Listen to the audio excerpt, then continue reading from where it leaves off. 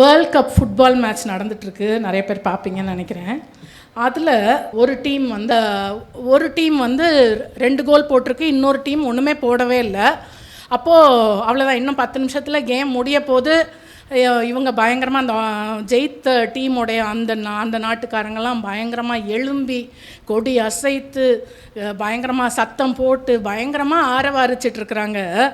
அந்த 10 நிமிஷத்துக்குள்ளார அந்த இன்னொரு டீமுக்கு என்ன ஆச்சுன்னு தெரியாது. அவங்க வேகமாய் 2 கோல் அடித்தாங்க. கடைசியில் அவங்களுக்கு ஒரு பெனால்ட்டி ஷூட் அவுட்டும் கிடச்சிது. அதில் அவங்க 3வது கோலையும் அடித்தாங்க. இப்போது ஏற்கனவே ஆரவாரித்தவர்களெல்லாம் அமைதலானாங்க. ஏற்கனவே விழுந்து கடந்தவங்கெல்லாம் எழும்பி ஆரவாரிக்க ஆரம்பித்தார்கள். அருமையான தேவனுடைய ஜனமே, இன்றைக்கு கர்த்தருடைய வேதத்திலிருந்து நாம் என்ன படிக்க போகிறோம் அப்படின்னா, என் சத்ருவே, நீ ரொம்ப சீக்கிரமாக என்ன செய்யாத, சந்தோஷப்படாத. என்னுடைய தோல்வி நிரந்தரமானதில்லை, எப்போ அது மாறும்னு எனக்கு தெரியாது. என்னுடைய விழுகை நிரந்தரமானது இல்லை, என்னுடைய பிரச்சனை நிரந்தரமானதல்ல, என்னுடைய குறைவு நிரந்தரமானதில்லை. என் சத்ருவே, நீ எனக்கு விரோதமாய் சந்தோஷப்படாதேன்னு சொல்ல போகிறோம். மீகா 7ஆம் அதிகாரம் 8ஆம் வசனம். மீகா 7:8. என் சத்ருவே, எனக்கு விரோதமாக நீ சந்தோஷப்படாதே. நான் விழுந்தாலும் எழுந்திருப்பேன், நான் இருளிலே உட்கார்ந்தால் கர்த்தர் எனக்கு வெளிச்சமாக இருப்பார் என்று சொல்லி நம்ம பார்க்குறோம். அருமையான தேவனுடைய ஜனமே, நம்ம நினைக்கிறோம், நம்ம ஐயோ அவங்க சிரிக்கிறாங்க, ஐயோ இவங்க முன்னாடி நான் கேவலப்பட்டுட்டேன்னு யாரெல்லாம் யோசிச்சுட்டு இருக்கிறீங்க, அவங்கக்கிட்டலாம் சொல்லுங்கள், உங்களுடைய இருதயத்தில் கான்ஃபிடெண்ட்டாக சொல்லுங்கள், சந்தோஷப்படாத. எனக்கு விரோதமாக எழும்பி நிற்கிற சத்ருவே, சந்தோஷப்படாத. நீ ரொம்ப வேகமாக ரொம்ப ஏர்லியாக நீ ரிஜாய்ஸ் பண்ணுற, இது கிடையாது. ஆண்டவர் எனக்காக நிச்சயமாக என்ன செய்திருக்கிறாரு, அவர் பிரகாசமான ஒரு எதிர்காலத்தை, ஜெயத்தை தேவன் வைத்திருக்கிறார் என்று சொல்லி நம்ம சொல்ல, நான் எழுந்திருப்பேன், கர்த்தர் எனக்கு வெளிச்சமாக இருப்பார்னு சொல்லணும். இதில் முக்கியமாய் முதல்ல நம்ம பார்க்குறோம், அந்த மீகா தீர்க்கதரிசி எழுதுகிறார், நான் விழுந்தாலும் எழுந்திருப்பேன், நான் இருளில் உட்கார்ந்தாலும் எனக்கு தேவன் எனக்கு வெளிச்சமாக இருப்பார். 2 விஷயத்தான் அந்த இடத்துல செய்கிறாரு, ஒத்துக்கிறார். நான் விழுந்து கிடக்கிறேன், நான் இருளில் உட்கார்ந்துருக்கிறேன். நான் விழுந்து கிடக்கிறேன், நான் இருளில் உட்கார்ந்துருக்கிறேன். இன்றைக்கு அருமையானது. சும்மா ஒரு பழமொழி சொல்லுவாங்கள்ல, கீழே விழுந்தாலும் மீசையில் மண் ஒட்டலன்னு சொல்கிறாங்கன்னு சொல்லுவாங்க. ஆனால் நம்ம அது கூட கிடையாது, கீழே விழவே அது ஒன்றும் சும்மா ஜஸ்ட் ஒரு ஸ்லிப்பு தான், அது ஒன்றும் ஆகலை. இப்படி தான் நம்ம சொல்லுகிறோம்.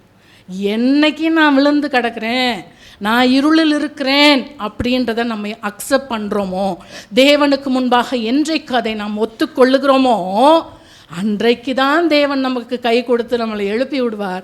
அன்றைக்கு தான் நம்முடைய இருளிலே தேவன் நமக்கு வெளிச்சமாக இருப்பார். அதிலே மீகா 7ஆம் அதிகாரம் 9ஆம் வசனத்தில், நான் கர்த்தருக்கு விரோதமாய் பாவம் செய்தேன், அவர் எனக்காக வழக்காடி என் நியாயத்தை விசாரிக்க மட்டும் அவருடைய கோபத்தை சுமப்பேன், அவர் என்னை வெளிச்சத்தில் கொண்டு வந்து விடுவார். அவருடைய நீதியை பார்ப்பேன், என் நீதி அழுக்கான கந்த, நான் அவருடைய நீதியை பார்ப்பேன். நான் தப்பு செஞ்சேன், நான் இப்படி பேசி. அருமையான தேவனுடைய ஜனம் எல்லாருமே நம்ம இன்னைக்கு நிறையா அதெல்லாம் பார்க்க போகிறோம். ரொம்ப ஈஸியாக கண்டிப்பாக ஒவ்வொரு நாளும் எதுலேயோ ஒரு சின்ன விஷயத்துலையாவது நம்ம என்ன செய்கிறோம், தவறு செய்கிறவர்களாக தான் இருக்கிறோம். அருமையான தேவனுடைய ஜனமே, ஆனால் அதை ஒத்துக்கிறது நம்மளுக்கு அவ்வளோ பெரிய கஷ்டம். எனக்கு அதெல்லாம் உண்மையாக ஆச்சரியமாக இருக்கிறது. ஆச்சரியமாக கர்த்தருடைய பிள்ளைகள், இந்த வேதத்தை எடுத்தவர்களுடைய ஃபர்ஸ்ட் ஸ்டெப்பே என்னது தான், சாமி நான் தப்பு செஞ்சுட்டேன் அப்படின்னு சொல்கிறது தான். ஆனால் அதை ஒத்துக்கிறதற்கு யாருமே, நீ இப்படி செஞ்ச அதனால் நான் இப்படி சொன்னேன், நீ இப்படி சொன்ன அதனால் நான் இப்படி சொன்னேன் இல்லை.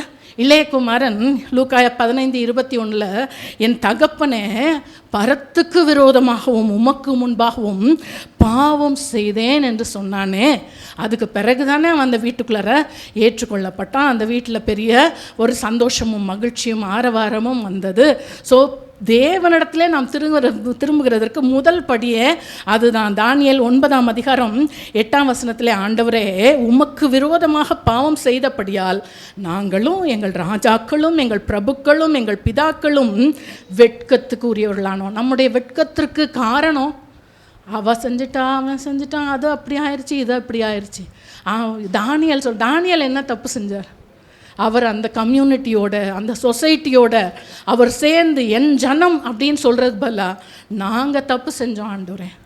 நம்ம எவ்வளோ வசனத்தை கேட்குறோம், ஆனால் நான் செஞ்சேன்னு நம்ம என்ன செய்கிறதில்ல, ஒத்துக்கொள்கிறதே இல்லை. 10ஆம் வசனத்தில் பாருங்களேன், ஆனாலும் எங்கள் தேவனாகிய ஆண்டவரிடத்தில் இரக்கங்களும் மன்னிப்புகளும் உண்டு. எப்போ? நாங்கள் தப்பு செய்யாத உனக்கு எதுக்கு இரக்கம்? தப்பே செய்யாத உனக்கு எதுக்கு மன்னிப்பு, எதுக்கு இரக்கம்? அப்போது ஆண்டவரே, நாங்கள் தவறு செய்தோம் என்று சொல்லுகிறவர்களுக்கு தான் ஆண்டவரிடத்துல திரளான மன்னிப்பும் இரக்கமும் கட்டாயம் இருக்கிறது. இது எல்லாம் அதாவது கிறிஸ்தவத்தில் வேதத்தை ஃபாலோ பண்ணுறவங்களுடைய பேசிக் ஃபவுண்டேஷன் ஸ்டெப்பே இது தான். ஆனால் நம்ம செய்கிறதே இல்லை. இல்லை நான்லாம் ரைட்டாக தான் பேசினேன், அவங்க மட்டும் இப்படி பேசலாமா, இப்படி தான் நம்ம கேட்கிறோம். அது நம்ம இடத்துல இருக்கக்கூடாது. 1 யோவான் 1ஆம் அதிகாரம் 8, 9ஆம் வசனங்கள், இது நம்ம எல்லாரும் ரட்சிக்கப்படுகிறதற்கு நமக்கு சொல்லப்படுகிற வசனங்கள். நமக்கு பாவம் இல்லை என்போமானால் நம்மை நாமே வஞ்சிக்கிறவர்களாக இருப்போம், சத்தியம் நமக்குள் இராது. நான் தப்பே செய்யலை அப்படின்னு சொல்கிறவங்க என்னை நானே ஏமாற்றிக் கொள்கிறேன், சத்தியம் என்ன இல்லை எனக்குள்ள இல்லை, கர்த்தருடைய வார்த்தை எனக்குள்ள இல்லை. நம்முடைய பாவங்களை நாம் அறிக்கையிட்டால் எல்லா பாவங்களையும் நமக்கு மன்னித்து எல்லா அநியாயத்தையும் நீக்கி நம்மை சுத்திகரிப்பதற்கு அவர் உண்மையும் நீதியும் உள்ளவராய் இருக்கிறார் என்று சொல்லி பார்க்கிறோம். ஸோ எந்த தவறை அறிக்கையிட்டாயோ அந்த தவறு மட்டும்தான் மன்னிக்கப்பட்டிருக்கு. ஆண்டவர் ஒன்றும், அவர் எவ்வளோ அன்பான தேவனோ, எவ்வளோ உங்களையும் என்னையும் நேசித்து சொந்த குமாரனை அனுப்பினாரோ அவ்வளவு நீதி உள்ளவர். அவர் சும்மா பச்சைப்பாதம் பாயோ பாவம் பாவம்னு தட்டி கொடுத்து கட்டி பிடிச்சிட்டே போக மாட்டார். எந்த ஒரு பாவத்தை நீ இன்னும் அறிக்கையிடலையோ விட்டு விடலையோ, that sin is kept against you, ரெக்கார்டடாக அது இருக்கிறது. தயவாய் அருமையான தேவனுடைய ஜனமே, இன்றைக்கு கர்த்தரிடத்தில் நம்ம மனம் திரும்ப ஆண்டவர் நம்மை அழைக்கிறார். நாம் பாவம், அதிலே அடுத்த வசனம், நாம் பாவம் செய்யவில்லை என்போமானால் நாம் அவரை பொய்யராக்குறோம். யாரை பொய்யராக்குறோம்? ஆண்டவரை பொய்யராக்குறோம். அவருடைய வார்த்தை நமக்குள் இல்லை. ஸோ தப்பு செய்தவர்கள், நான் செய்யலை, இல்லை அது இப்படி இல்லை, ஐயோ எவ்வளோ நெளிவு சுழிவு, என்னாலெல்லாம் முடியல நிறைய காரியங்களை நான் பார்க்கும் பொழுது, தயவாய் கர்த்தர் இந்த நாளிலே நம்மை சொல்லுகிறார், செய்தா நான் செய்தேன்னு ஒத்துக்கொள், தயவாய் மன்னிப்பு கேளு, கர்த்தர் நிச்சயமாய் நமக்கு சரி பண்ணுவார். நாம் அறிக்கையிடுவதன் மூலமாக என்ன செய்கிறோமா, நாம் தேவனை மகிமைப்படுத்துகிறோமா. யோசுவா 7ஆம் அதிகாரம் 19ஆம் வசனத்தில் ஆகான் அந்த இடத்துல ஒரு பாவம் செய்தான். அவன் தொடாதன் சொன்ன காரியங்களை தீட்டுள்ளதை அவன் இச்சித்து எடுத்து வைத்தான். ஆனால் கேட்டப்பெல்லாம் அவன் சொல்லவே இல்லை. கடைசியில் இவங்களாவே ஒன்றா ஒரு கோத்திரமாக எடுத்து குடும்பமாக எடுத்து கடைசியில் இவன் தான் தப்பு செஞ்சவன்னு கண்டுபிடிச்சாச்சு, குறிக்கப்பட்டான் அவன். நீ அங்கே யோசுவா ஆகான்ட்ட சொல்கிறாரு, நீ இப்பொழுது இஸ்ரவேலின் தேவனாகிய கர்த்தரை மகிமைப்படுத்து, அவருக்கு முன்பாக அறிக்கை பண்ணி நீ செய்ததை எனக்கு சொல்லு, அதை எனக்கு ஒழிக்காதே. ஸோ நான் செய்த தப்பை நான் தேவனுக்கு முன்பாக அறிக்கையிடும் பொழுது நான் என்ன செய்கிறேன், தேவனை மகிமைப்படுத்தி என்னுடைய தவறை நான் உணர்ந்தவளாய் நிற்கிறேன் என்பதை நம்ம மறந்து போயிடக்கூடாது. ஸோ எதிரி நம்மளுடைய விழுகையை பார்த்து வெட்கப்படக்கூடாது. நம்ம திருப்பி எழும்பி எதிலெல்லாம் சீர்படணும்னு நமக்கு இருக்கிறதோ அதில் நம்ம முதல் ஸ்டெப் என்ன செய்யணும், ஒத்துக்கொண்டு அறிக்கையிட்டு தேவனிடத்தில் மன்னிப்பு கேட்கணும். ஸோ ஒத்துக்கொள்ளாவிட்டால் தேவனால் ஒன்றுமே பண்ண முடியாது. இன்றைக்கி ரெக்கார்ட் பண்ணி வச்சுக்கோங்க, பைபிள் அதை தான் சொல்லுது. அவர் இரக்கமுள்ளவர், உருக்கமுள்ளவர், சொந்த குமாரனே கொடுத்தவர், மற்ற எல்லாத்தையும் அருளாதிருப்பது எப்படி, எல்லாம் ரைட்டு தான். ஆனால் அவர் நீதியுள்ள நியாயாதிபதி என்பதை நம்ம மறந்து போய்விடக்கூடாது. இதே மீகா 7ஆம் அதிகாரம் 1-6 வசனங்கள் அது எப்படி இருக்குன்னா, ஒரு ராஜா ஒரு நல்ல ஒரு ஹார்வெஸ்ட் சீசனில், ஒரு அறுவடை காலத்தில் தேடி வரார். ஒரு கடையாக போகிறார். பார்த்தா கடையெல்லாம் பயங்கர அலங்காரமாக இருக்குது. நிறைய கூடை, நிறைய பழக்கூடைகளாக வைக்கப்பட்டது போலலாம் இருக்குது. ஆனால் ஒரு பழத்தையும் காணோம். இருக்கிற 1-2 அழுகினதாகவும் நாரினதாகவும் இருக்கிறது போல இந்த இடத்துல ராஜா வருகிறார். அவர் சொல்கிறாரு, ஐயோ உஷ்ண காலத்து கனிகளை சேர்த்து திராட்சை பழங்களை அறுத்த பின்பு வருகிறவனை போல் இருக்கிறேன். புசிக்கிறதற்கு ஒரு திராட்சைக்குள்ளையும் என் ஆத்துமா இச்சித்த முதல் அறுப்பின் கனியும் இல்லை.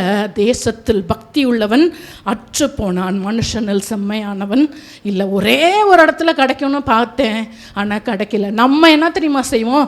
ராஜா வராரு, அங்கே பாரு அந்த கடையில் ஒன்றும் இல்லையா, இங்கே பாரு இந்த கடையில் ஒன்றும் இல்லை. என் கடையில் என்ன இருக்குது, என் கடையில் என்ன இருக்குது, என் கூடையில் என்ன இருக்குது?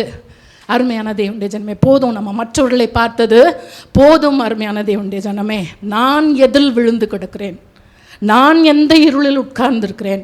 இன்றைக்கு நம்மை நாமே ஆராய்ந்து பார்க்க கர்த்தர் நம்மை அழைக்கிறார். அந்த இடத்துல ஆண்டவர் சொல்கிறார், எல்லாமே தேசம் ரத்தம் சிந்துது, அதிபதி லஞ்சம் கேட்குறான், நியாயாதிபதி கைக்கூலி கேட்குறான், சிநேகிதனை நம்ப முடியல, வழிகாட்டிய நம்ப முடியல, மனைவிக்கு எச்சரிக்கையாக இருக்க வேண்டியதாக இருக்குது, மகன் மகள் மருமகள் பெற்றோர் ஒருவரையும் நம்ப முடியல, வீட்டார் கூட எனக்கு சத்ருவாக இருக்கிறாங்க. ஸோ ஆண்டவர் ஒரே ஒரு பக்தி உள்ளவனை தேடுகிறார். இன்றைக்கு நீங்களும் நானும், ஆண்டவரே எனக்காக நீங்கள் இவ்வளோ செய்தீங்களே ஆண்டவரே, நான் உமக்கு முன்பாக பக்தி உள்ளவளாய் செம்மையானவளாய் இருக்கும்படிக்கு இன்றைக்கு நான் என்னுடைய தவறை ஒத்துக்கொள்கிறேன் என்று சொல்லுவோமா? 7ஆம் வசனத்தில் பார்க்குறோம், மீகா 7:7 நானோ வென்றால், இன்னைக்கு தான் அவர் மனம் திரும்புகிறார். அவர் சொல்றார், நானோ வென்றால் கர்த்தரை நோக்கி கொண்டு என் ரட்சிப்பின் தேவனுக்கு காத்திருப்பேன், என் தேவன் என்னை கேட்டருள்வார் என்று சொல்லி பார்க்கிறோம். ஸோ இன்றைக்கும் அருமையான தேவனுடைய ஜனமே, பொல்லாத உலகத்தில் பொல்லாதவர்களின் நடுவில் தான் நம்ம இருக்கிறோம். ஆனால் நாம் என்ன செய்யணும்? அவங்க யார்? அதுதான் வேதம் கிளியராக சொல்லுது, அநியாயம் செய்கிறவன் இன்னும் செய்யட்டும், அசுத்தமானவன் இன்னும் செய்யட்டும், ஆனால் பரிசுத்தம் உள்ளவன் அப்படி உட்காந்துராத, நான் நல்லா சுத்தமாக தான் இருக்கேன்னு சொல்லிடாத. நீதி செய்கிற நான் நீதி செய்கிறேன் என்று ஒரு நாளும் சொல்லிடாத, இன்னும் செய். அதில் இன்னொன்று என்ன செய்? முன்னேறி கொண்டே போ என்பது தான் கர்த்தருடைய வார்த்தை. அருமையான தேவனுடைய ஜனமே, ஸோ முதல்ல ஒத்துக்கொள்ளணும். ரெண்டாவது, ராஜா வருகிறார், அவர் நம்மை தேடுகிறார். இன்றைக்கு நம்மளை நாமளே தேட போகிறோம், நம்மளை நாமளே எக்ஸாமின் பண்ண போகிறோம். It's time to examine. அருமையான தேவனுடைய ஜனமே, சங்கீதம் 139ஆம் சங்கீதம் 23-24 வசனம் நம்ம எல்லாருக்கும் தெரியும்.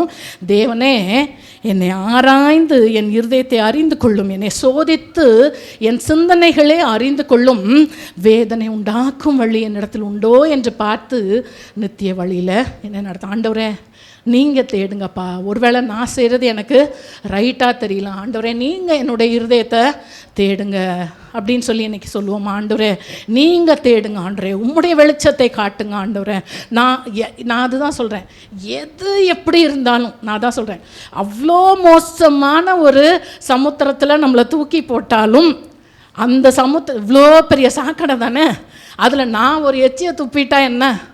இல்லை இல்லை இல்லை, ஆண்டவர் அங்கே தான் நம்மை பார்க்கிறார், அதை தான் பார்க்கிறார். நம்மிடத்துலேருந்து சுத்தமானது மட்டும்தான் புறப்பட வேண்டும் என்று தேவன் நம்மை பார்க்கிறார். ஸோ தேவன் நம்மை ஆராய நம்ம அவரை அழைப்போம். இரண்டாவது, நம்மை நாமே ஆராய்ந்து அவரிடத்துல திரும்பணும். புலம்பல் 3:40 3ஆம் அதிகாரம் 40ஆம் வசனம், நாம் நம்முடைய வழிகளை சோதித்து ஆராய்ந்து கர்த்தரிடத்தில் திரும்ப கடவோம். நாம் நம்முடைய வழிகளை அவர் ஒரு பக்கம் நம்மை சோதிக்கிறார், நாம் நம்மை சோதித்து. ஏன்னா எல்லாருடைய மனசாட்சியும் குற்றம் உண்டு குற்றம் இல்லை என்று அது நமக்கே அது என்ன செய்யும்? தீர்ப்பு சொல்லலாம். இன்னொருத்தர் நம்மளை பற்றி சொல்லணும்னு அவசியமே இல்லை. ஸோ நம்மை நாமே சோதித்து கர்த்தரிடத்தில் திரும்பணும். மூன்றாவது, நாம் எச்சரிக்கையாக இருக்கணும். 1 கொரிந்தியர் 10:12 தன்னை நிற்கிறவன் என்று எண்ணுகிறவன் விழாதபடிக்கு எச்சரிக்கையாய் இருக்க கடவன். ஸோ இன்னைக்கு நான் நிற்கிறேன், தயவுசெய்து, இது நான் ரொம்ப பயப்படுற ஒரு விஷயம். ஏன்னா ரோமர் 2ஆம் அதிகாரத்தில் ஃபர்ஸ்ட் ஒரு 4 வசனங்களில் இருக்கும், மற்றவனை குற்றவாளியாக தீர்க்கிறவனே, நீ யாரானாலும் சரி போக்கு சொல்ல உனக்கு இடமில்லை, அவன் செய்கிற குற்றத்தை நீயும் செய்கிறபடியால். ஆண்டவர் சொல்லிட்டார். நம்ம இன்றைக்கி நிறைய நேரம் அவன் இப்படி இவன் இப்படின்னு சொல்லிட்டே இருக்கோம். ஆண்டவர் சொல்கிறார், நீ சொல்லிக்கிட்டே இருந்தேன்னா உனக்கு அது வரும். ஸோ பின் பாயிண்ட் பண்ணக்கூடாது யாரையுமே. சுவாமி எனக்கு அது வந்துடக்கூடாது ஆண்டவரே, என்னை காத்துக்கொள்ளுங்க, இதுவரைக்கும் அந்த சுபாவம் எனக்குள்ளே இல்லாததுனால உமக்கு நன்றி, ஒரு நாளும் என்னுடைய வாழ்க்கையில் அது எனக்கோ என்னுடைய குடும்பத்தாருக்கோ எட்டி பாத்திரக்கூடாதுன்னு நம்மை தாழ்த்தி நான் ஏமாத்திரம் அதை உலகத்தில் நம்மளால் நான் டிசைட் பண்ணி என்னால் பரிசுத்தமாய் வாழ முடியாது கர்த்தருடைய துணை இல்லாமல் என்பதை. ஸோ நிற்கிறேன் என்று சொல்லுகிறவன் விழாதபடிக்கு நம்ம எச்சரிக்கையாக இருக்கணும். யாக்கோபு எழுதுறாரு, அவர் தன்னையும் சேர்த்து எழுதுறது அந்த இடத்துல எனக்கு ஆச்சரியமாக இருக்கிறது. 3ஆம் அதிகாரம் 2ஆம் வசனத்தில், நாம் எல்லாரும் அநேக விஷயங்களில் தவறுகிறோம். அவர் தன்னையும் சேர்த்து சொல்கிறார், நாம் எல்லாரும் அநேக விஷயங்களில் தவறுகிறோம். ஒருவன் சொல் தவறாதவன் ஆனால் அவன் பூரண புருஷனும் தன் சரீரம் முழுவதையும் கடிவாளத்தினாலே அடக்கி கொள்ளக்கூடியவனுமாய் இருக்கிறான். அருமையான தேவனுடைய ஜனமே, சொல் வார்த்தை நம்ம செய்கிறதெல்லாம் விடுங்க, ஒரு நாளைக்கு எத்தனை முறை அவ்வளோ ஈஸியாக அந்த வார்த்தை எவ்வளோ வேகமாக வந்துடுதில்ல. அறிந்து வருதோ அறியாமல் வருதோ பழக்க தோஷத்தில் வருதோ எப்படியோ என்ன செய்துருது வந்துடுது. நேற்று கூட நானாக ஆண்டவர்கிட்ட என்ன செஞ்சேன், ஒரு விஷயத்தில் மன்னிப்பு கேட்டேன். ஒரு விஷயம் வீட்டில் ஒரு ரிப்பேரு, எனக்கு இந்த வாரம் ஃபீவரு, நான் சரி பண்ணுங்கன்னு சொல்லியிருந்தேன். அவங்க ஏதோ கொஞ்சம் லேசாக சரி பண்ணியிருந்தாங்க. அப்புறம் நேற்று திருப்பியும் அது ரிப்பேரு. உடனே சிக்காக இருக்கிற போவாத நிம்மதியாக படுக்க முடியுதா அப்படின்ட்டேன். உண்மை அடுத்த செகண்ட் ஆண்டவர் என்னை உணர்த்தினார். அடுத்த இத்தனை நாள் நிம்மதியாக தானே இருந்தேன், இந்த ஒரு நாள் தானே. நம்ம எவ்வளோ ஈஸியாக வார்த்தையை விடுறோம், எவ்வளோ ஈஸியாக. நன்றி இருக்கிறதா, ஆண்டவர் இத்தனை நாள் நம்மளை நல்லா வச்சுருந்தாரு, நன்றி இருக்கிறது. எவ்வளோ ஈஸியாக நம்ம என்ன செய்துடுறோம், வார்த்தையை தவற விடுகிறோம். அருமையான தேவனுடைய ஜனமே, ஸோ தயவாய் நம்ம இந்த நாளில் ஆண்டவர் சொல்கிறார், ஆண்டவர் நம்மை சோதிக்க இடம் கொடுக்கணும், நம்மை சோதிக்க இடம் கொடுக்கணும். நிற்கிறேன் என்று நான் சொல்லுகிறேன், நான் விழாதபடிக்கு எச்சரிக்கையாக இருக்கணும். வார்த்தையில் அவசரப்பட்டு நம்ம என்ன செஞ்சிடக்கூடாது, விட்டுறக்கூடாது. அடுத்து நம்ம செய்ய வேண்டியது தேவனை நோக்கி கூப்பிடணும். அருமையான தேவனுடைய ஜனமே, மீகா 7:7 நானோ வென்றால் கர்த்தரை நோக்கி கொண்டு என் ரட்சிப்பின் தேவனுக்கு காத்திருப்பேன், என் தேவன் என்னை கேட்டருள்வார். ஏன்னா என்னுடைய பிரச்சனையில் யார் தான் எனக்கு ஹெல்ப் பண்ண முடியும், அவர் மட்டும்தான். அதனால் நான் அவரை நோக்கி உண்மையான மனதோட அதுதான் சொல்கிறேன். எப்போவுமே ஆண்டவர் பைபிளில் நீங்கள் பாருங்கள், ஆதாமும் ஏவாளும் ஒருத்தர் குறை சொன்னாங்க. அந்த இடத்துல ஆண்டவர் எந்த ஜட்ஜ்மெண்ட்டுமே பண்ணல. ஓகே, நீ தான் கரெக்டாக பண்ணியிருக்க, நீ தான் கரெக்ட், 2 பேருக்கும் நியாய தீர்ப்பு கொடுத்து அனுப்பினார். ஆனால் நான் தவறு செய்தேன் என்று சொன்ன நெகேமியாவை, நான் தவறு செய்தேன் என்று சொன்ன தானியேல்களை தேவன் என்ன செய்தார், தேசத்தில் உயர்த்தினார். அருமையான தேவனுடைய ஜனமே, ஸோ கர்த்தர் தான் இதுக்கு ஹெல்ப் பண்ண முடியும். நம்ம சாக்கு போக்கு சொல்லி கொண்டு இருக்கிற வரைக்கும் தேவனால் ஒன்றுமே செய்ய முடியாது. தாவீது 25ஆம் சங்கீதம் 15ஆம் வசனத்தில் சொல்லுகிறார், என் கண்கள் எப்போதும் கர்த்தரை நோக்கி கொண்டிருக்கிறது, அவரே என் கால்களை வலைக்கு நீங்களாக்கி விடுவார். ஆண்டவரை நோக்கி நான் பார்த்துட்டே இருக்கேன், அவரை நோக்கி கூப்பிடுறேன், என் கால் எங்கே இருக்குது, இப்போது ஏதோ ஒரு வலையில் சிக்கி கொண்டிருக்கிறது, தேவன் தான் அதுலேருந்து என்னை தூக்கிவிட முடியும் என்று சொல்லி தாவீது சொல்கிறாரு. அதில் இருந்தே, அந்த சங்கீதத்திலேருந்தே என்னென்ன வலை இன்றைக்கு நீங்களும் நானும் என்ன வலையில் விழுந்திருக்கிறோம். ஆக்சுவலாக இந்த வார்த்தை எனக்கு இந்த வாரத்தில் தேவன் கொடுத்தது, நான் ரொம்ப ஜெபம் பண்ணிகிட்டே இருந்தேன். என்ன ஒரு வார்த்தை, அதுதான் அந்த சொல்கிறேன், அந்த மெயினான ஒரு வேர்டு நமக்கு கிடைக்கிறதுக்குள்ளார ஐயோ. அப்போது எனக்கு ஆக்சுவலாக இந்த வாரம் நாங்கள் போன சாட்டர்டே இந்த இடத்துல நாங்கள் ப்ரேயரில் சில தீர்மானங்கள் எல்லாம் எடுத்தோம். ஸோ அந்த தீர்மானத்துக்கு நேராக ஸ்டெப் எடுத்து வச்சேன், ரொம்ப வைராக்கியமாக. 2 நாள் தான் அது டுவர்ட்ஸ் தேட் போக முடிஞ்சிச்சு. அவ்வளோதான், பயங்கர ஃபீவரு, கோல்டு, த்ரோட் பெயின், ஒன்றுமே பண்ண முடியல. அப்போது பயங்கரமாக சோர்ந்து போயிட்டேன். என்ன ஆண்டவரே அப்படின்னு. அப்போ தான் எனக்கு இந்த வசனத்தை கொடுத்தார், நானோ என் சத்ருவே நீ சந்தோஷப்படாத, இன்றைக்கி நான் சிக்காக இருக்கேன், எந்திரிச்சிருவேன், நான் இப்படியே கிடக்க மாட்டேன் அப்படின்றது தான் கர்த்தர் எனக்கு இந்த வார்த்தையை கொடுத்தார்.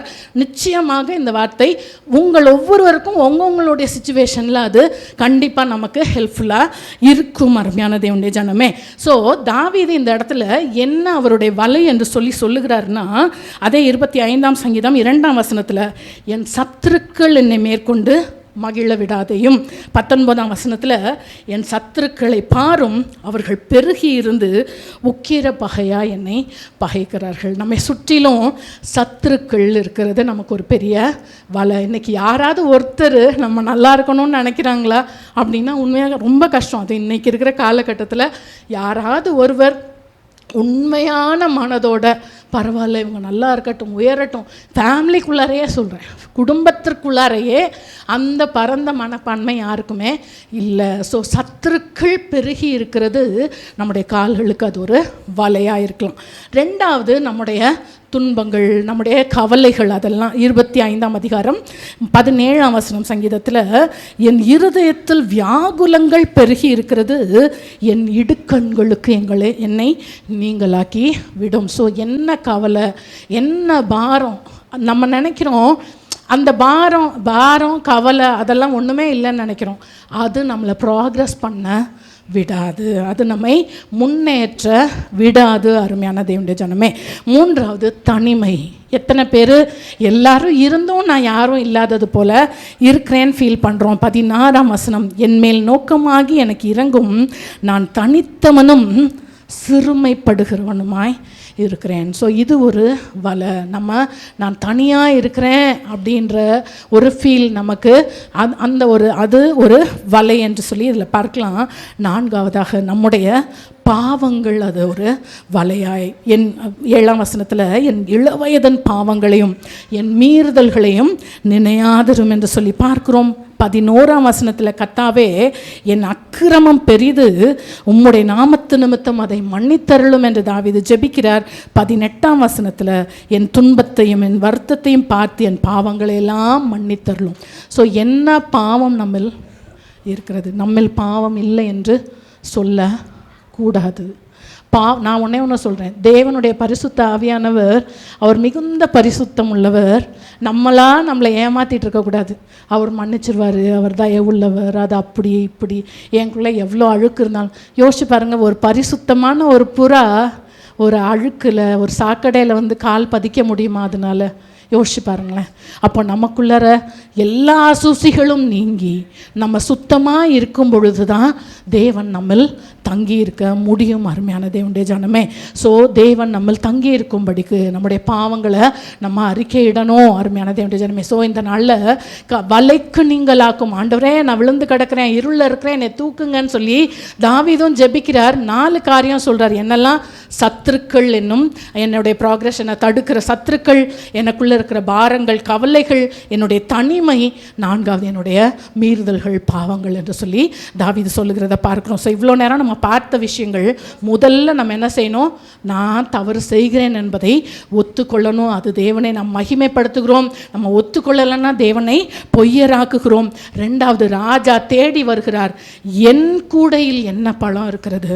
நான் எதில் வெறுமையாக இருக்கிறேன்? நான் எதில் என் தேவனுக்கு இவ்வளோ நான் அனுபவிச்சிருக்கேனே, என் தேவனிடத்திலிருந்து நான் அவருக்கு என்ன திரும்ப நான் கனியாய் கொடுக்கிறேன் என்பதை நம்ம எக்ஸாமின் பண்ணுவோம். அடுத்து தேவன் நம்மை சோதிக்க இடம் கொடுக்கணும், நம்மை நாமே சோதிக்கணும், நாம் எச்சரிக்கையாய் இருக்கணும்னு சொல்லிலாம் நம்ம பார்த்தோம்.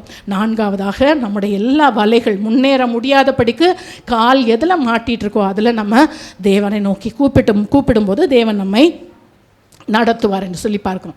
இப்போ இதெல்லாம் இந்த ப்ராசஸ் எல்லாம் நம்ம செய்து விட்டோம் என்றால் இப்போ நம்ம அந்த 8ஆம் வசனத்துக்கு வரலாம். இல்லை, மீகா 7:8, என் சத்ருவே எனக்கு விரோதமாய் சந்தோஷப்படாதே, நான் விழுந்தா என்ன செய்வேன்?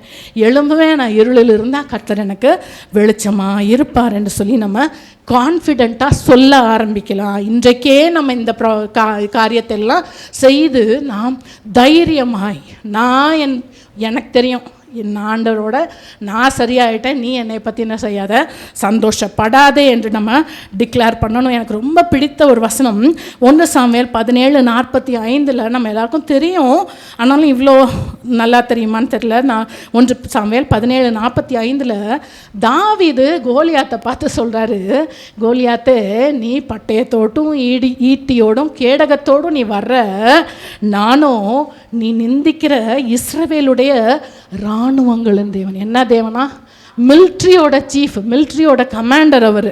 நீ நிந்தித்த இஸ்ரவேலுடைய இராணுவங்களின் தேவனாகிய சேனைகளுடைய கர்த்தரின் நாமத்தில் உன்னிடத்துல வருகிறேன்.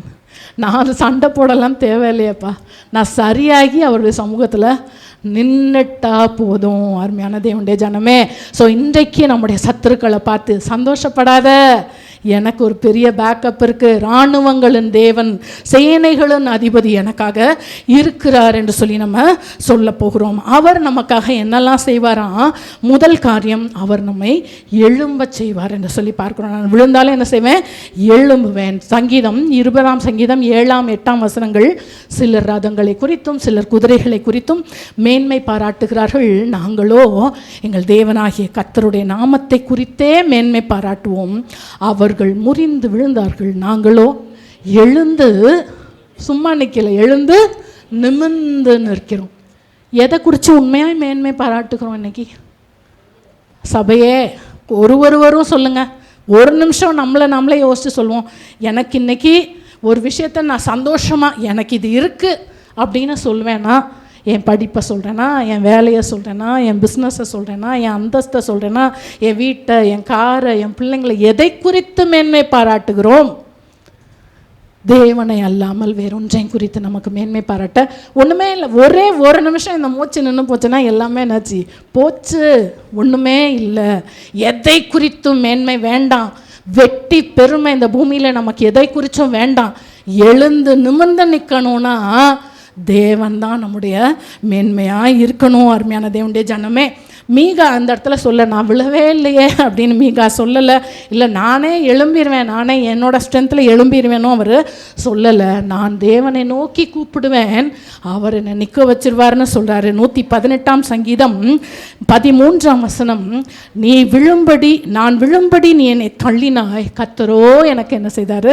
உதவி செய்ய. எப்படி எவ்வளோ ஃபோர்ஸ்ஃபுல்லாக தள்ளட்டுமே, கர்த்தர் என்ன செய்கிறார்? நமக்கு உதவி செய்கிற தேவனாய் இருக்கிறார். 94 சங்கீதம் 18 வசனம், என் கால் சறுக்குதுன்னு என் ஆண்டவர்கிட்ட நான் சொன்னால் போதும், அவருடைய கிருபை என்ன செய்து நம்மை தாங்குகிறதாய் இருக்கிறது. நம்ம ஒரு போதும் விழுந்தே கிடக்க மாட்டோம். விசுவாசிக்கிறவர்கள் ஹalleluya சொல்லாமா? ஹalleluya. நம்முடைய குடும்பம், நம்முடைய பிள்ளைகள், நம்முடைய சூழ்நிலைகள் எதுவுமே அப்படியே விழுந்து கிடக்கிற நிலைமையில் இருக்கவே இருக்காது. தேவன் நிச்சயமாய் நம்மை ப்ராக்ரெசிவாக முன்னேற்றத்தில் அவர் கொண்டு போவார். இரண்டாவதாக, எழும்பி முதல்ல கீழே விழுறவங்களுக்கு முதல்ல எது தான் கீழே பார்க்குறது எது? நம்முடைய தலை தான் என்ன செய்யும்? குனியும். இல்லை, நம்ம எல்லாருக்கும் ஒரு விழுகை அப்படின்னா தலை குனிவு நமக்கு ஏற்படுகிறது. வெட்கம் உண்டாகிறது, தோல்வி உண்டாகிறது, பயம் உண்டாகிறது, சோர்வு உண்டாகிறது. 27 சங்கீதம் 5, 6 வசனங்களில் பாருங்களேன். தீங்கு நாளில் அவர் என்னை தம்முடைய கூடாரத்தில் மறைத்து, என்னை தமது கூடார மறைவிலே ஒளித்து வைத்து கண்மலையின் மேல் உயர்த்துவார். என் தேவன் என்ன தரையிலேருந்து தூக்கி சும்மா தரையில் நிறுத்த மாட்டார். எங்கே நிறுத்துவாராம்? கண்மலையின் மேல் உயர்த்துவார். இப்பொழுது என் தலை என்னை சுற்றிலும் இருக்கிற சத்துருக்களுக்கு மேலாக உயர்த்தப்படும். ஹalleluya. ஆண்டவர் நம்மை உயர்த்தி கண்மலையின் மேல் நிறுத்தி எல்லா சத்துருக்களுக்கும் மேலாக நம்முடைய தலையை உயர்த்துவார். இந்த வார்த்தைகள் எல்லாம் நம்ம தொடர்ந்து அறிக்கை செய்து கொண்டே இருப்போம். ஆபகுக் 3:19 அவரின் கால்களை மான் கால்களை போல் ஆக்கி உயரமான ஸ்தலங்களில் என்னை நடக்க பண்ணுவார் என்று சொல்லி பார்க்கிறோம். எப்போ இதெல்லாம் செய்வார்? நம்ம ஏற்கனவே சில ப்ராசஸ்லாம் பார்த்தோம். அதில் முக்கியமான ஒரு ப்ராசஸ், மனுஷருக்கு முன்னே நம்ம தலை குனியக்கூடாதுன்னா ஆண்டவருக்கு முன்னாடி தலை குனிஞ்சிடணும். ஆண்டவருக்கு முன்னாடி மனஸ்தாபப்பட்டுறணும். தம்மை தப்பு செஞ்சுட்டேன்னு என்ன செஞ்சிடணும்? ஒத்துக்கொள்ளணும். எவ்வளோக்கு எவ்வளோ ஆண்டவரிடத்துல நம்மை தாழ்த்துகிறோமோ, மனஸ்தாபப்படுகிறோமோ, அந்த வெளிச்சத்தில் நம்முடைய தவறுகளெல்லாம் எவ்வளோ வெளிச்சமாய் தெரிகிறதோ அவ்வளவுக்கு அவ்வளவாய் அவர் நம்முடைய தலையை உயர்த்தி கொண்டு போவார். அருமையான தேவனுடைய ஜனமே, கடைசியாக கர்த்தரே எனக்கு என்னவா இருப்பாராம்? வெளிச்சமாக இருப்பார். அவர் எனக்கு வெளிச்சத்தை காட்டுவார், டார்ச் அடிப்பார்லாம் இல்லை, அவரே என் வெளிச்சமாய் இருப்பார் என்று சொல்லி பார்க்கிறோம். இல்லை, ஏசாயா 60:19 கர்த்தரே உனக்கு நித்திய வெளிச்சமும் உன் தேவனே உனக்கு மகிமையுமாயிருப்பார். சூரியனும் சந்திரனும் உனக்கு வெளிச்சம் தர. ஸோ உலகத்தின் காரியங்கள் உனக்கு எப்படி இருந்தாலும் கர்த்தர் நம்முடைய நித்திய வெளிச்சமாய். தயவு செய்து இந்த நாளில் நான் இன்னைக்கு முடிஞ்ச உடனே யார்கிட்டருந்தும் எந்த புலம்பலும் கேட்கவே கூடாது. நிச்சயமாக நம்முடைய நிலைமைகள் எல்லாம் தேவன் என்ன செய்வார், மாற்றுவார்ன்ற விசுவாசத்தோடு நம்ம இந்த இடத்துலேருந்து எழும்பி போகிறோம். 2 கொரிந்தியர் 4:6 இருளிலிருந்து வெளிச்சத்தை பிரகாசிக்க சொன்னார்ல, ஆதியாகமத்தில் வெளிச்சம் உண்டாக கடவுதுன்னு சொன்னாரே, அந்த தேவன் இயேசு கிறிஸ்துவோட முகத்தில் இருக்கிற அந்த வெளிச்சத்தை என்னுடைய இருதயத்திலையும் உங்களுடைய இருதயத்திலையும் பிரகாசிக்க பண்ணுகிறார். அருமையான தேவனே ஜனமே, மத்தேயு 5:14 நீங்கள் உலகத்திற்கு வெளிச்சமாக இருக்கிறீங்க, மலையின் மேல் இருக்கிற பட்டணம் மறைந்திருக்க மாட்டாது. இன்றைக்கி யாரெல்லாம் அவங்கள அந்த தாழ்வில் பார்க்குறாங்களோ, யாரெல்லாம் அவங்கள குழியில் பார்க்குறாங்களோ, யாரெல்லாம் இருளிலே பார்க்குறார்களோ, அவர்கள் எல்லாருடைய கண்களும் நீங்கள் கண்மலையின் மேலே, மலையின் மேலே இருக்கிற பட்டணமாக நீங்களும் உங்களுடைய பிள்ளைகளும் உங்களுடைய ஊழியமும் உங்களுடைய வேலையும் அது வர்த்திக்கிறதை அவர்கள் எல்லாருடைய கண்களும் காணும். அருமையான தேவனுடைய ஜனமே, ஸோ சத்ரு என்ன செய்ய முடியாது, இப்போ எங்கேயும் ஓடி ஒளிய முடியாது. அவன் நிச்சயமாக நிமிர்ந்து என்ன செய்யணும், நம்மளை பார்த்தே ஆவான். ஐயோ எப்படி இது ஆச்சுன்னு சொல்லி அவன் நம்மை பார்க்கும்படிக்கு தேவன் நம்மை அவனுடைய கண்களுக்கு முன்பாக நம்மை உயர்த்துகிற தேவனாக இருக்கிறார். தயவு செய்து இதில் ஏதாவது நான் செஞ்சேன்னு இருக்குதா? ஆண்டவரே நமக்கு இது எல்லாவற்றையும் செய்து முடிக்க போகிறார். நாம் அவருக்கு முன்பாக தலைகளை தாழ்த்தி எழும்பி நிற்போமா? ஆண்டவரே, நான் தவறு செய்தேன் என்று ஒத்துக்கொள்கிறேன் ராஜா. அன்றே நான் உமக்கேற்ற கனிகளை கொடுக்கிறேனா இல்லையா என்று என்னை நானே ஆராய்ந்து பார்க்க நான் என்னை ஒப்புவிக்கிறேன் ராஜா. ஆண்டவரே, நீங்கள் எனக்கு உதவி செய்யுங்கன்னு கேட்போமா? சத்துரு சோதித்திட தேவ உத்தரவுடன் வருவார். ஆனால் இயேசு கைவிடா, தானாய் வந்து ரட்சிப்பார். ஆனால் இயேசு கைவிடா, தானாய் வந்து ரட்சிப்பார். அந்த நல்ல இயேசு எந்த சொந்தமானாரே, அந்த நல்ல இயேசு எந்த சொந்தமானாரே.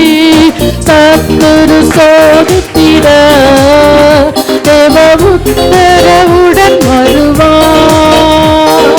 சத்துரு சோதித்திட தேவ உத்தரவுடன் வருவார். ஆனால் இயேசு கைவிடா, தானாய் வந்து ரட்சிப்பார். ஆனால் இயேசு கைவிடா, தானாய் வந்து ரட்சிப்பார். அந்த நல்ல இயேசு எந்த சொந்தமானாரே, அந்த நல்ல இயேசு எந்த சொந்தமானாரே. ஆஹா, சந்தோஷம் பொங்குதே, சந்தோஷம் பொங்குதே, சந்தோஷம் என்னில் பொங்குதே. அல்லேலூயா, இயேசு என்னை ரட்சித்தார், முற்றும் என்னை மாற்றினார். சந்தோஷம் என்னில் பொங்குதே, சந்தோஷம் பொங்குதே, சந்தோஷம் பொங்குதே, சந்தோஷம் என்னில் பொங்குதே. அல்லேலூயா, இயேசு என்னை ரட்சித்தார், முற்றும் என்னை மாற்றினார். சந்தோஷம் என்னில் பொங்குதே. எதிரியின் முன் வீரம் ஒன்றை ஆயத்தப்படுத்துகிறார். எதிரிகள் முன் வீரம் ஒன்றை ஆயத்தப்படுத்துகிறார். என் தலையை எண்ணெயினால் அபிஷேகம் செய்கின்றார். என் தலையை எண்ணெயினால் அபிஷேகம் செய்கின்ற எதிரிகள் முன்னை ஆயத்தப்படுத்துகிறார். எதிரிகள் முன்னை ஆயத்தப்படுத்துகிறார். என் தலையை எண்ணெயினால் அபிஷேகம் செய்கின்றார். என் தலையை அபிஷேகம் செய்கின்றார். ஒரு நிமிஷம் எல்லாரும், ஆண்டவரே நாங்கள் பாவிகள் ஆண்டவரே, நாங்கள் ஒவ்வொரு நாளும் நாங்கள் தவறுகிறோம் ஆண்டவரே. ஆண்டவரே, அப்போஸ்தலனாகிய யாக்கோபு எழுதுறாரு, நாங்க எல்லாரும் தவறுகிறோமே, அநேக காரியங்களிலே தவறுகிறோம், முக்கியமாய் வார்த்தைகளில் தவறுகிறோம் என்று எழுதுகிறாரே ராஜா. ஆண்டவரே, தயவா எங்களை மன்னிங்கப்பா, எங்களை மன்னிங்க ஆண்டவரே. நாங்க விழுந்து கிடக்கிறோம்னு ஒத்துக்கொள்ளுகிறோம், இருளில் இருக்கிறோம் என்று ஒத்துக்கொள்ளுகிறோம் ராஜாதி ராஜாவே. உம்மை நோக்கி கூப்பிடுகிறோம் ஆண்டவரே. எங்களுடைய சத்துருக்கள் எங்களை பார்த்து மகிழ விட்டுறாதீங்க ராஜா. எங்களை எழுப்பிருங்க, எங்களை தலையை நிமிர பண்ணிருங்க ஆண்டவரே. கண்மலையின் மேல் எங்களை உயர்த்திருங்க ராஜாதி ராஜாவே. நீரே எங்களுடைய வெளிச்சமாய், நீரே எங்களுடைய பிரகாசமாய் இருப்பீராக ஆண்டவரே. உம்மை நன்றியோடு கூட ஸ்தோத்திரிக்கிறோம் ராஜா, உம்மை துதிக்கிறோம். எங்களை நேசிக்கிற நல்ல தகப்பனே, நீங்க தந்த நாளுக்காக நேரத்திற்காய் உம்மை நன்றியோடு கூட ஸ்தோத்திரிக்கிறோம் ராஜா. ஆண்டவரே, நீங்க அப்பா உம்முடைய வார்த்தையை எங்களுக்கு கொடுத்து இந்த நாளிலே சுவாமி, நீங்க துவக்கத்திலிருந்து எங்களோடு கூட இடைப்பட்டு கொண்ட ஆண்டவரே ஆவியானவர் ஒருவரே என்பதை ஆண்டவரே நீங்க விளங்க செய்து கொண்டிருந்த உம்முடைய தயவிற்காய் இரக்கங்களுக்காய் கோடி ஸ்தோத்திரங்கள் ராஜா. உம்மை துதிக்கிறோம் சுவாமி. ஆண்டவரே, ஆண்டவரே, கர்த்தர் எனக்கு இதை செய்யல, கர்த்தர் எனக்கு அதை செய்யலன்னு ஒருபோதும் நாங்கள் ஆண்டவரே குறை சொல்லாதபடிக்கு இருக்கிறவைகளுக்காக நாங்கள் நன்றி உள்ளவர்களாக இருந்து கர்த்தாவே அவைகளை பெருக பண்ண, அவைகளை நீங்கள் எங்களுக்கு தந்திருக்கிறவைகளை நாங்கள் பத்திரமாய் காத்து ஆண்டவரே நாங்கள் அவைகளை பெருக பண்ண, ஆண்டவரே எங்களுடைய குறைவுகளை ஒத்துக்கொண்டு ஆண்டவரே உமக்கு முன்பாக, மனுஷருக்கு முன்பாக நாங்கள் ஈஸியாக எங்களை நீதிகரிச்சுட்டு போயிடலாம்ப்பா, இன்னொருத்தவங்களுடைய வாயை நாங்கள் அடக்கிட்டு போயிடலாம்ப்பா. உமக்கு முன்பாக ஆண்டவரே நாங்கள் உத்தமர்களாய், பழுதற்றவர்களாய், மாசற்றவர்களாய் நாங்கள் நிற்கும்படிக்கு இந்த பொல்லாத உலகத்தில் சுவாமி, நானோவென்றால் என் தேவனை நோக்கி கூப்பிடுவேன், அவர் என்னை கேட்டருள்வார் என்று சொல்லி ஆண்டவரே உம்மை நோக்கி கூப்பிட எங்களுடைய எல்லா வலைகளிலிருந்தும், எல்லா விழுகையிலிருந்தும், இருளிலிருந்தும் நீர் எங்களை தூக்கி எடுத்துட்டீங்கன்னு விசுவாசிக்கிறோம் ராஜா. எஸ் ஃபாதர், இந்த நாள் அதை தொடங்கிட்டீங்கன்னு விசுவாசிக்கிறோம். தொடர்ந்து நாங்களும் பரிசுத்தத்தின் மேல் பரிசுத்தம் அடைய, நீதியின் மேல் நீதி செய்ய நீங்க எங்களோடு கூட இருந்து எங்களை உணர்த்தி நடத்த வேணுமாய் கெஞ்சுகிறோம் ராஜா. உங்களுடைய ஆசீர்வாதம் வந்த ஒவ்வொருவர் மேலும், அவருடைய தலைமுறைகளின் மேலும், அவருடைய குடும்பங்களின் மேலும் அநாதியாய் என்றென்றைக்கும் இருக்கும்படிக்கு ஜெபிக்கிறோம் ராஜா. துதிகன மகிமை உமக்கு செலுத்துகிறோம் இயேசுவின் நாமத்தில் பிதாவே. என் ஆத்மாவே கர்த்தரை ஸ்தோத்திரி, என் முழுவதுமே அவருடைய பரிசுத்த நாமத்தை ஸ்தோத்திரி. என் ஆத்மாவே கர்த்தரை ஸ்தோத்திரி, அவர் செய்த சகல உபகாரங்களையும் மறவாதே. ஆமென்.